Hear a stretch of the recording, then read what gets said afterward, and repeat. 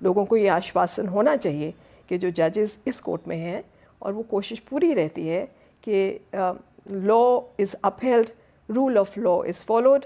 I am not saying कि कभी कभी हाथ से गलती नहीं होती, हम इंसान हैं, हमसे भी गलतियां हो सकती हैं, हम इंसान हैं, जो हमको दर्शाया जाता है उसी के बेसिस पे जजमेंट्स जाती हैं। But by and large I certainly think in this country the Supreme Court is being able to keep up its promises to the citizens of the country. Was it difficult? क्या ये मुश्किल काम है, क्योंकि इतनी कम महिला जज यहाँ तक पहुँची हैं सुप्रीम कोर्ट तक? व्हाट डू यू फील कि मुश्किल काम है? कैसा आपका अनुभव रहा इतना लंबा दिल्ली हाई कोर्ट से लेकर सुप्रीम कोर्ट तक का? वुमन जज बनने से पहले we all come from the bar, तो जब वकालत भी एज ए लेडी आप ऑप्ट करते हैं, और जब मैंने की थी मिड 80s में, तब बहुत मुश्किल माना जाता था, क्योंकि हमारे को शायद 10-15 से ज़्यादा विमेन लॉयर्स हाई कोर्ट में नहीं थी, और उनमें से भी मेरे ख्याल से हैंडफुल रह गई थी जो एक्चुअली सीरियस प्रैक्टिस में थी। तो वुमन लॉयर बनना भी उतना ही मुश्किल था, और उससे एक दर्जा ज़्यादा मुश्किल था जज बनना। जुडिशल ऑफिसर्स एग्ज़ाम दे के बनकर वुमन जो करियर में आती थी उनको थोड़ा आसान था, लेकिन प्रैक्टिस करके अपने आप को उस स्थिति पे लाना जब आपको कलीजियम रिकग्नाइज़ करे और सोचे कि आपका बार पे से बेंच पे आने से बेंच का फ़ायदा होगा या आप इस लायक हैं, वो जर्नी उस शुरुआत से लेके आखिर तक मुश्किल रही। तो मैं ये नहीं कहूँगी कि जज बनना मुश्किल था, a practising woman and a successful woman lawyer बनना भी उतना ही मुश्किल था। और नेक्स्ट स्टेप था कि आपको रिकग्नाइज़ किया जाए कि आपका काम इस लायक है कि आपको कंसिडर किया जाए कि आप वुमन जज बने।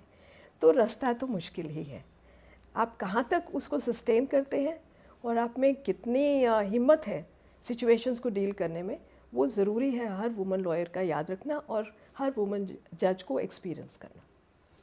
तो अभी आपको कहीं एनी टाइम यू फेल्ट कि कहीं ना कहीं वुमेन जज जो है वो उस इक्वलिटी में नहीं माना जाता उसको, जो एक जो मेल जज है उसको कहीं कंफर्टेबल डिस्कम्फर्ट कभी आपको फील हुआ एज ए जज, वुमेन जज? एज ए जज कोलीग्स के साथ डिस्कम्फर्ट इतना नहीं हुआ। आई मस्ट से कि कई कोलीग्स तो बहुत सपोर्टिव मिले जिन्होंने इनकरेज किया।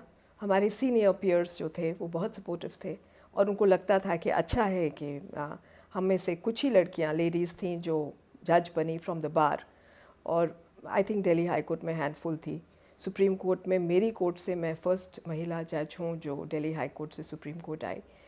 बट कई दफ़ा होता था कि अच्छा मदद नहीं करी तो कुछ बुरा भी नहीं किया, नुकसान नहीं किया। As a colleague you are expected to work.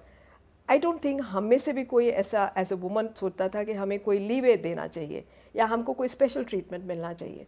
But मेरे को ये ज़रूर लगता है, और मैंने पहले भी ये बात कही थी, कि जब chief justice state high court के या डिस्ट्रिक्ट एंड सेशन जजेस होते हैं तो हमारी एडमिनिस्ट्रेटिव साइड पे भी कमिटीज़ होती हैं। उन कमिटीज़ में विमेन को ये क्यों लगता है हर बार कि विमेन जजेस को ही महिला या बच्चों या जुवेनाइल कमिटीज़ में होना चाहिए?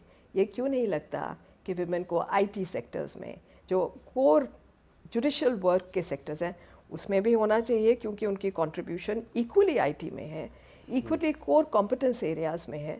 इसी तरह जुरिस्डिक्शंस में भी ज़रूरी नहीं है कि विमेन ही फैमिली कोर्ट की अपील्स करें।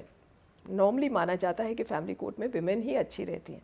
बहुत अच्छी जजमेंट्स हैं जो मेल्स ने भी डिलीवर की हैं, जिनमें उन्होंने कंट्रीब्यूट किया है उस कॉज को। तो ये gender issue on the dais is should be absolutely अबोरेंट